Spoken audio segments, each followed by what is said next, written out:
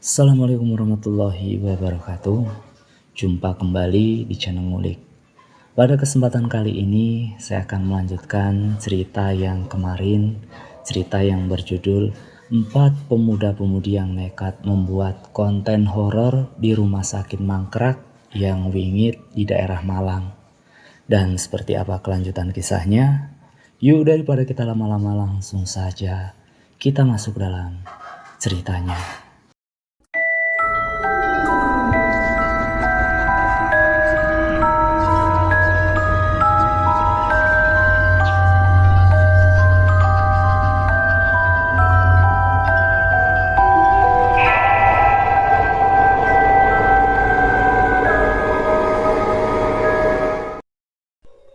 Kalian ini gegabah sekali, ceroboh. Teman kalian kini sudah terbawa ke alam jin, ucap Pak Nuri. Seketika Randy dan Niko hanya bisa saling pandang. Mereka kompak menanyakan lagi bagaimana caranya untuk menemukan Gun-Gun yang sudah terbawa ke alam lain. Ayo, sekarang juga antar saya ke tempat itu sebelum terlambat. Tapi sebelum ke sana, sebaiknya bawa dulu sesajen dan wewangian dupa sebagai pertanda permohonan maaf kalian teruntuk penghuni yang ada di sana, perintah Pak Nuri. Dalam perjalanan dari Jember menuju ke kota Malang, mereka menyempatkan membeli perlengkapan untuk ritual upacara ketika di rumah sakit sesuai dengan anjuran dari Pak Nuri. Sesudah semua perlengkapan siap, mereka bertiga pun segera mendatangi rumah sakit itu kembali. Sesampainya di sana, Pak Nuri segera menanyakan di mana titik lokasi yang dianggap Gun-Gun menghilang, dan Randy lalu menunjukkan ke kamar jenazah tersebut. Kalian tunggu di luar, biar saya yang akan berkomunikasi dengan makhluk di sini, jawab Pak Nuri sambil membawa sesajen serta pergi masuk ke ruang jenazah itu sendiri. Di luar nampak Niko dan Randy masih was-was dan gusar. Terlebih Niko yang selalu dihubungi via WhatsApp oleh ibunya Gun-Gun tentang anak sematawayangnya itu. Tak berbeda jauh dengan Niko, Randy pun masih mendapat pesan masuk dari Hanif jika adiknya Salwa keadaannya masih lemah karena tadi hampir 3 jam Salwa kesurupan.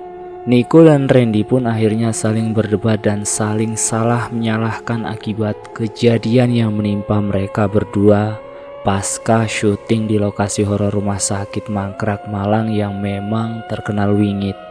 Beruntung tak lama kemudian Pak Nuri keluar dan bisa melerai keributan antara Niko serta Randy. Sudah, diam kalian. Kalian ini mau saya bantu atau tidak untuk menyelesaikan masalah ini? Atau mau cari masalah lain? Bentak Pak Nuri. Seketika mereka berdua saling diam dan hanya bisa saling pandang. Gun-Gun akan kembali, namun pilihannya salah satu dari teman wanita kalian akan gantian menjadi Sandra. Para penunggu itu marah karena kalian telah berbuat tidak sopan dan berbuat seolah menantang para penunggu yang ada di sini, bentak Pak Nuri.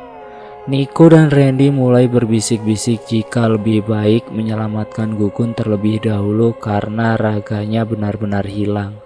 Jika penunggu itu memilih Salwa, setidaknya Salwa masih bisa disembuhkan dan disadarkan oleh kiai atau orang pintar lain karena raga Salwa masih ada.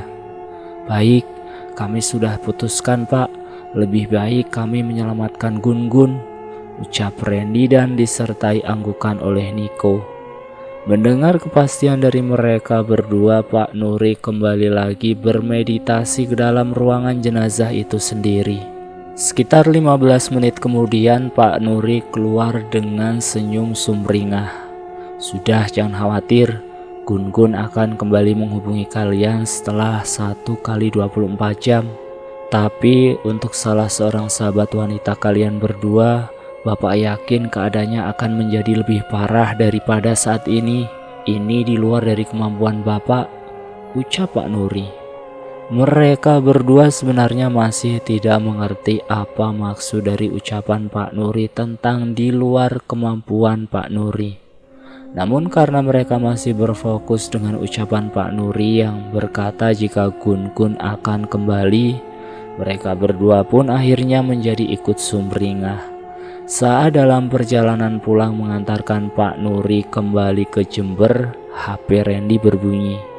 Ia melihat di panggilan telepon Gun Gun yang memanggilnya. Segera telepon itu ia angkat dan di seberang sana terdengar suara Gun Gun yang bergetar hebat ketakutan. Gun Gun menyampaikan kini ia sudah ada di rumah.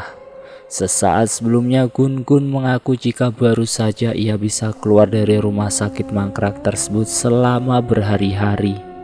Nanti aku ceritakan semuanya menurut versiku. Aku benar-benar kapok pokoknya ikutan penelusuran malam. Apalagi aku harus pakai kostum setan, ucap Gun Gun terbata-bata dengan nada bergetar. Randy lalu memberitahukan kepada Niko dan Pak Nuri jika Gun Gun sudah berhasil pulang. Randy pun sempat bertanya kepada Pak Nuri mengapa menurut pengakuan Gun Gun ia sudah berada di sana selama berhari-hari. Nyatanya belum ada 1 kali 24 jam Gun Gun itu hilang. Wajar saja jika dibawa ke alam jin, waktu seolah bisa lebih lama ataupun lebih cepat daripada di dunia alam manusia. Yang terpenting saat ini Gun Gun sudah kembali, jawab Pak Nuri. Untuk sesaat Niko dan Randy masih bisa bernafas lega dengan kepulangan Gun Gun kembali ke rumahnya. Tapi di sisi lain benar akan ucapan Pak Nuri.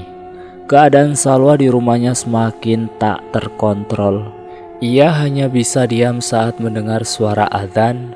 Jika suara adzan berhenti, Salwa menjadi kesurupan dengan tenaga yang 2 kali lipat besarnya memporak-porandakan isi rumah, serta berteriak-teriak dan tertawa mengikik bak kuntilanak. Semua orang yang ada di rumah Salwa panik manakala mereka sudah sebisanya mencarikan para ustadz dan orang pintar yang katanya mengerti akan kebatinan, tapi keadaan Salwa masih juga tak sadarkan diri. Sesekali Salwa bisa sadar, tapi entah bagaimana ia bisa kemudian kesurupan lagi.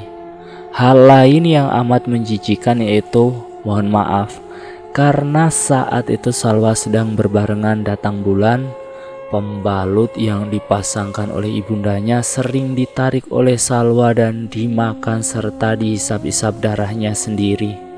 Salwa pun meminta makanan yang tidak wajar, yaitu potongan kepala ayam yang masih ada jengkernya untuk ia makan mentah-mentah serta minuman kopi panas. Kopi itu bisa ditenggaknya dalam keadaan air yang masih mendidih. Dan Salwa nampaknya tidak sama sekali merasa kepanasan.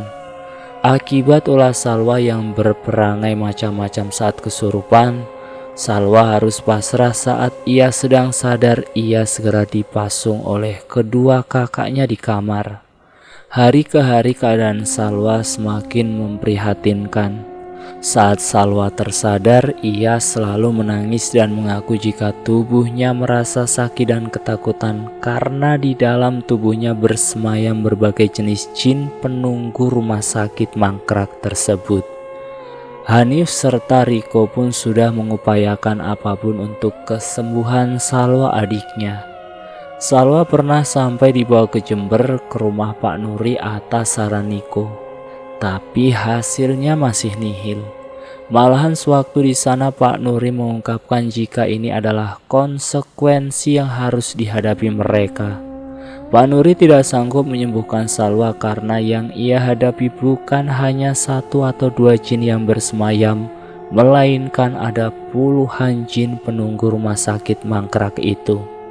Di tengah rasa putus asa keluarga Salwa yang masih belum bisa menyembuhkan Salwa, mereka hanya bisa pasrah menunggu kedatangan Pak D. Randy yang akan kembali pulang dalam waktu dekat. Beralih ke cerita Gun Gun. Saat sewaktu Gun Gun malam itu menjadi pocong-pocongan bersembunyi di ruang jenazah, awalnya Gun Gun dikagetkan dengan siluet-siluet bayangan yang menyerupai asap putih. Perlahan asap putih itu menjadi jelas berbentuk menyerupai sosok pocong yang sontak saja membuat Gun-Gun ini pingsan karena ketakutan. Maklum saja itu kali pertama Gun-Gun melihat penampakan hantu pocong yang selama ini ia takutkan. Begitu Gun-Gun membuka mata, ia kaget ternyata di ruang jenazah Gun-Gun melihat ada seorang jenazah wanita yang dibaringkan di sana. Gun-Gun lari keluar dari ruang jenazah itu dan nampak di rumah sakit yang mangkrak kini riuh lalu lalang manusia yang sedang beraktivitas seperti biasanya. Gun-Gun terhenyak, ia sadar seharusnya rumah sakit itu kosong. Tidak mungkin rasanya dalam waktu semalam rumah sakit itu bisa kembali beroperasi dan ramai. Merasa ada yang tak beres, Gun-Gun mulai beranjak keluar rumah sakit menuju lorong utama, tapi anehnya Gun-Gun seolah tidak sampai dan hanya berputar-putar di lorong itu saja. Gun-Gun memperhatikan seisi keadaan rumah sakit, benar-benar seperti keadaan sebagaimana mestinya rumah sakit yang masih berfungsi. Ia mencoba bertanya-tanya kepada perawat dan orang-orang yang ada di sana, namun semua membisu seolah tidak melihat Gun-Gun. Bahkan saat Gun-Gun menyentuh mereka, mereka tak bergeming. Gun-Gun berteriak-teriak memanggil nama kawan-kawannya, tapi tak ada sautan. Gun-Gun segera mengecek handphonenya, namun aneh, sinyal Gun-Gun tak ada. Gun-Gun menjadi sangat frustasi. Ia bingung dengan apa yang harus ia lakukan selain hanya bisa berdoa meminta tolong kepada Sang Maha Pencipta serta mengumandangkan sholawat. Begitu Gun-Gun membaca sholawat, seketika apa yang dilihatnya menghilang. Ya, semua keriuhan di rumah sakit itu menghilang. Tapi jika Gun-Gun berhenti, riuh lalu lalang di rumah sakit itu muncul kembali. Hal tersebut terus Gun-Gun rasakan sampai pada akhirnya ia didatangi sesosok lelaki paruh-baya dengan kumis serta alis tebal dan memakai pakaian seperti zaman dulu. Lelaki itu tanpa basa-basi menyuruh Gun-Gun untuk mengikutinya dari belakang agar ia bisa keluar dari rumah sakit. Namun saat belum sampai keluar, Gun-Gun dilarang melihat ke belakang. Jika kalau tidak, ia akan benar-benar selamanya tertinggal di rumah sakit mangkrak itu. Gun-Gun mengikuti arahan lelaki misterius di depannya sampai dengan menuju ke pintu keluar. Gun-Gun membatin, sepertinya berulang kali ia mencoba keluar namun dirinya tetap berputar-putar di rumah sakit. Tapi kali ini benar-benar dipermudah hanya karena ada lelaki misterius di hadapannya itu. Setelah Gun-Gun berhasil keluar, ia kembali melihat orang-orang di luar rumah sakit yang berlalu lalang. Bertepatan dengan bunyi suara adzan, Gun-Gun mulai terhenyak dan sadar jika kali ini ia memang benar-benar sudah kembali ke alam dunia manusia. Sekedar info, sebelumnya di dalam rumah sakit itu menurut Gun-Gun ia tidak mendengar suara adzan padahal letak rumah sakit dan masjid itu dekat. Gun-Gun melihat handphonenya yang kini sudah mendapatkan sinyal. Ia menerima banyak pesan masuk dari Randy, Nico serta orang tuanya yang khawatir. Gun-Gun langsung pulang ke rumah dengan menggunakan aplikasi ojek online dan begitu sampai di rumah ia segera menelpon Randy. Setelah keadaan Gun-Gun membaik, Gun-Gun, Randy dan Nico langsung beranjak ke rumah Salwa untuk menjenguk Salwa yang keadaannya masih memprihatinkan akibat rentetan kejadian kesurupan yang masih menimpa Salwa. Salwa sendiri kini hanya bisa terbaring di ranjang dan sesekali terbangun hanya untuk meminta minum air putih. Dalam keadaan tubuh Salwa yang semakin melemah, Salwa pun masih sering mengalami kesurupan berteriak-teriak dengan suara yang berbeda-beda maupun perlakuannya yang juga berbeda-beda. Sesekali Salwa berperangai seperti kuntilanak yang memilin-milin rambut, mulut tersenyum nyeringai dengan tatapan kosong serta suara cekikikannya. lalu hanya sekejap berubah menjadi sifat anak-anak yang tertawa sendiri dan menunjukkan gestur tubuh layaknya anak kecil. Kemudian berlanjut berubah nada bicaranya dan suaranya seperti menggema layaknya suara pria dewasa. Serta tak jarang pula Salwa berperilaku seperti pocong dengan mata melotot dan kedua tangan terlipat di atas perut. Selain itu, menurut Riko sang kakak, dengan kejadian Salwa kesurupan, di rumahnya sering terdengar suara seperti cakaran kuku hewan di tembok bagian luar rumah pada tengah malam. Seringkali di atap rumahnya pun terdengar suara langkah kaki seperti orang yang berjalan serta riuh bunyi anak ayam dan suara cekikikan kuntilanak yang saling bersahutan saat waktu menunjukkan pukul 12 malam lewat. Karena tak tahan terus-menerus diganggu makhluk halus seisi rumah dan juga Salwa yang masih belum pulih, Hanif dan Riko terus-menerus mendesak Randy, Niko juga Gun-Gun untuk bertanggung jawab menyelamatkan Salwa dan mengusir hawa-hawa negatif yang ada di rumahnya. Randy si pencetus ide pembuat konten horor settingan, mau tidak mau pun sampai mencari dan mendatangi Pak D-nya yang sedang di luar kota. Saat bertemu si Pak D masih menolak untuk dijemput Randy pulang karena agenda acaranya masih belum selesai. Sebagai gantinya, Pak D pun berpesan jika ia akan menghubungi salah seorang kerabatnya yang bekerja di sebuah pondok pesantren sebagai pengajar untuk meminta mendoa-doakan Salwa. Pak D juga berjanji jika sudah selesai semua urusannya, ia akan menemui Salwa. Singkat cerita, keesokan harinya, Randy dihubungi oleh seorang lelaki yang mengaku utusan dari Pak D Randy untuk mendoakan Salwa. Dengan segera Randy pun membawa lelaki yang bernama Yoga itu ke rumah Salwa. Sesampainya di sana, Pak Yoga langsung diantar oleh Hanif menuju ke kamar Salwa. Begitu Pak Yoga ini masuk dan menginjakkan kaki, Salwa langsung berontak dan matanya kini mendelik ke atas berwarna putih semua. Salwa berulang kali meludahi Pak Yoga dan tubuh Salwa yang terikat mencoba memberontak manakala Pak Yoga mengumandangkan doa di telinga Salwa. Salwa hanya tertawa-tawa dan menantang Pak Yoga untuk mencoba mengeluarkan semua setan yang ada pada dirinya. Setan yang ada di tubuh Salwa pun nampak keluar dan masuk berganti saking banyaknya.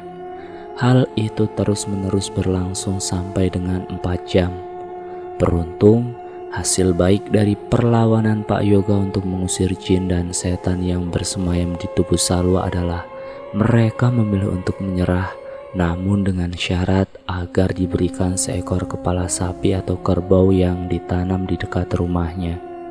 Pak Yoga jelas menolak permintaan para setan dan jin itu, dan mereka mengancam akan kembali esok hari sebelum tengah malam dan membawa banyak pasukan lagi yang akan merasuk di tubuh Salwa jika keinginannya tidak dituruti.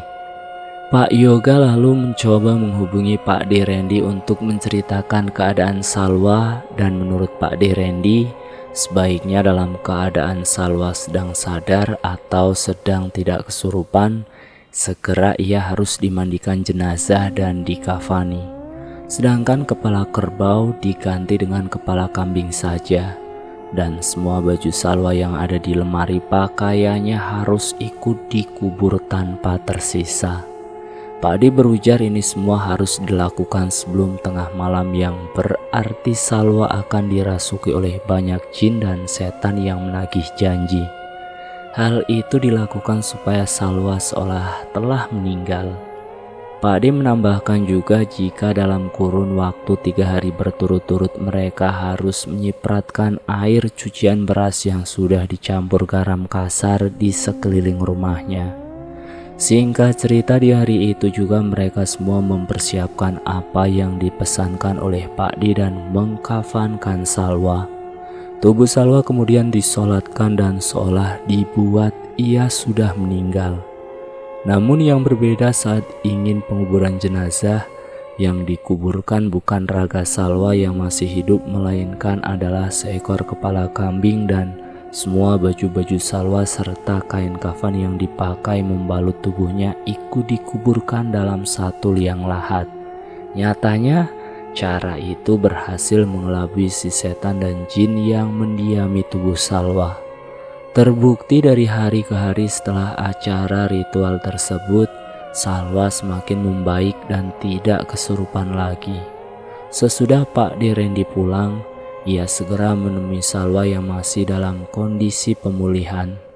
Pak D langsung meruqyah tubuh Salwa kembali agar ia bisa sehat seperti sedia kala, serta membuat pagar gaib di rumah Salwa agar segala jin penunggu rumah sakit mangkrak tidak berani datang mengganggu ataupun merasuki tubuh Salwa. Tak hanya Salwa, Pak D pun ikut meruqyah Gun-Gun yang sudah hilang agar Gun-Gun pun tidak diganggu lagi.